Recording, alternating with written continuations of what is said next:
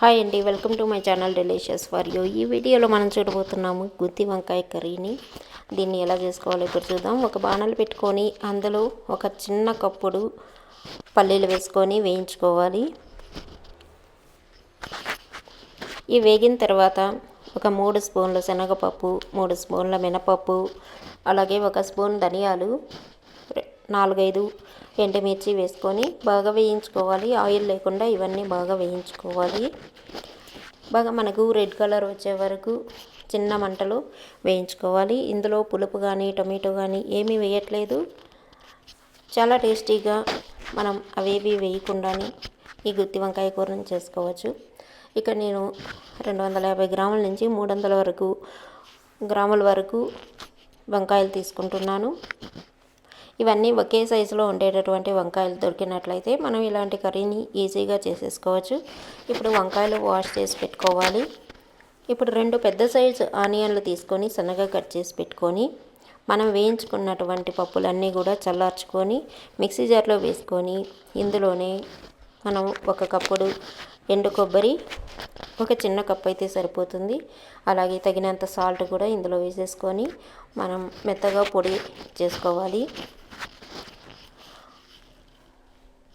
మరీ మెత్తగా కంటే కొంచెం బరకగా ఉండేలాగా ఈ పొడిని ఉంచుకున్నట్లయితే మనకు టేస్ట్ బాగుంటుంది. దీనిని ఆనియన్లో వేసుకోవాలి. అలాగే ఇందులోనే మనం ఒక 1/2 స్పూన్ వరకు పసుపు పొడి వేసుకోవాలి.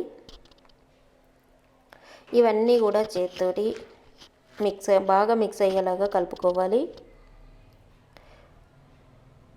ఇవన్నీ మిక్స్ అయిన తర్వాత మనకు ఆనియన్ ఎక్కువ ఉన్నట్లయితే మన కర్రీలో మంచి టేస్ట్ వస్తుంది. ఇందులో సన్నగా తరిగినటువంటి కరివేపాకుని కూడా వేసుకుంటున్నాను. ఇప్పుడు మనం కడిగి పెట్టుకున్నటువంటి వంకాయలని తీసుకొని మనం గుత్తి వంకాయకి ఎలా కట్ చేసుకుంటామో అలాగా ఎక్స్ మార్కులో కట్ చేసుకోవాలి. ఇప్పుడు పుచ్చులు అవేవి లేకుండా లేతగా ఉన్నటువంటి వంకాయలు అయితే ఈ కర్రీ త్వరగా మనకు రెడీ అయిపోతుంది. ఎక్కువ టైం అయితే తీసుకోదు. లేత వంకాయలు అయినట్లయితే ఇవి బాగా లేతగా ఉన్నాయి, చిన్న చిన్న గింజలే ఉన్నాయి.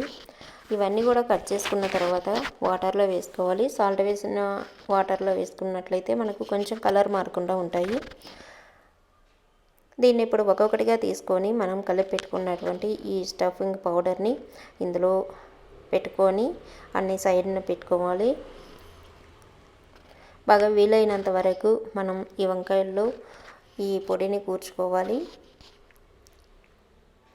అన్ని వంకాయలకి ఇలాగే పట్టించి పెట్టేసుకొని ఇప్పుడు మనం కర్రీ చేసుకోవడానికి ఒక బాణలు కానీ గిన్నె కానీ మందపాటి గిన్నె కానీ తీసుకొని ఇందులో ఒక 5 స్పూన్ల ఆయిల్ అయితే ఈ 300 గ్రాముల వంకాయలకి సరిపోతుంది. ఈ ఆయిల్ వేసుకున్న తర్వాత ఇవన్నీ మనం చక్కగా అరేంజ్ చేసుకోవాలి ఆ గిన్నెలోకి. అలా చేసుకున్న తర్వాత మనకు మిగిలిన పిండిని పక్కన పెట్టుకుంటాము.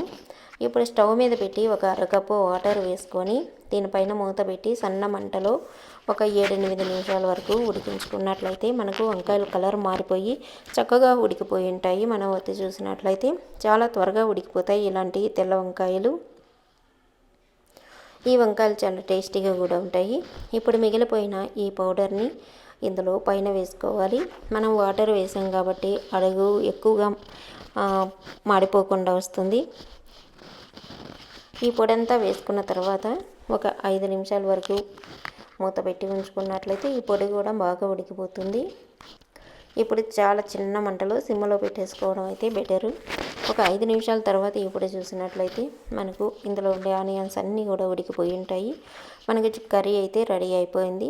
చాలా ఈజీగా మనకు చింతపండు రసం పులుపు ఏమీ లేకుండా